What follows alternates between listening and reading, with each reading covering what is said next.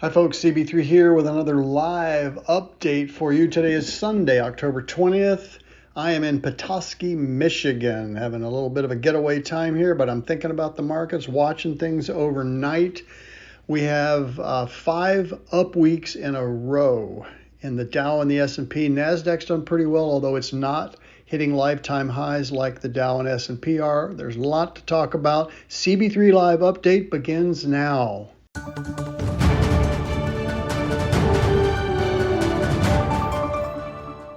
Okay, as I said in the open, it's pretty unusual this time of year to see 5 straight weeks of increasing prices, but it's really been a great time. CG just crossed 30% plus for the year. Those of you in capital growth, which would be every one of our clients has a CG account, you got to be pretty happy with that.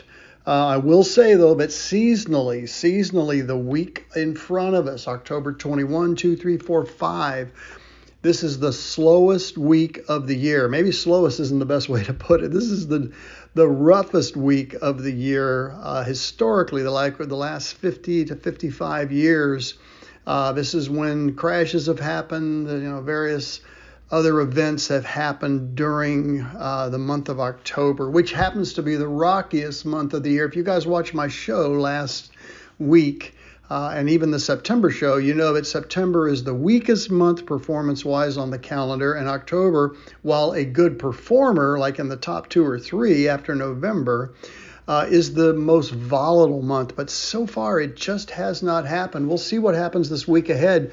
Right now, all the markets are looking pretty strong. The Dow, the S&P, the Nasdaq, even the Russell, also really putting in a good performance so far. So earnings this week: Tesla, we hold Tesla; Amazon, we hold Amazon; Coca-Cola, we hold Coca-Cola; Verizon, Boeing, and some others. Boeing is just awful. I mean, gosh, I wouldn't own that for anything with the strike that's going on. So obviously that's what we're screening, these losing stocks, so they keep them out of your account. But we're happy with where things are for sure in CG and even GI.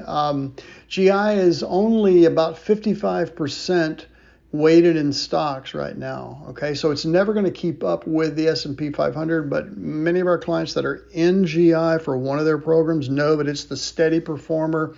If they're pulling income out to live on, it's easier to do it from GI because you're not risking a big up move that could happen. Simply because we're pulling your income from the fixed income assets, all right, the bonds, the short-term notes, things like that. So in this week ahead, we've got the Federal Reserve, bunch of speakers, the Dallas governor, the Kansas City governor, Minneapolis, Philadelphia. They're all giving speeches talking about what they think is up ahead for the Fed's job, which is 1, to keep interest rates stable, and 2, to maximize employment. Now, I said on my show last week, the October CB3 Live, that the second of the 2 mandates is where the Fed is focusing right now, which is employment maximization. They have turned their focus from inflation, meaning that they do not see that as a significant problem going forward because the trajectory continues to go down on inflation, and that's what we want. That's what we want. Key economic indicators this week: existing home sales, new home sales the day after on Thursday, initial jobless claims on Thursday, the purchasing managers index, pretty big deal there.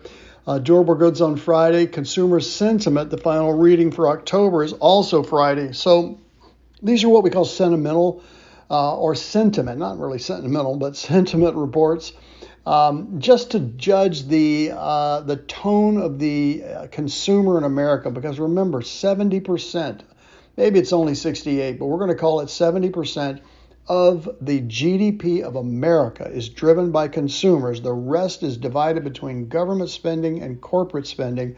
But by far and more so than any other country in the world, consumer spending is what leads and drives the markets in America. So coming off strong performance, heading into a week that historically has had poor performance, should be a really exciting time. Again, I travel every time I go with 3 laptops and connected here, trading overseas right now in Tokyo and China.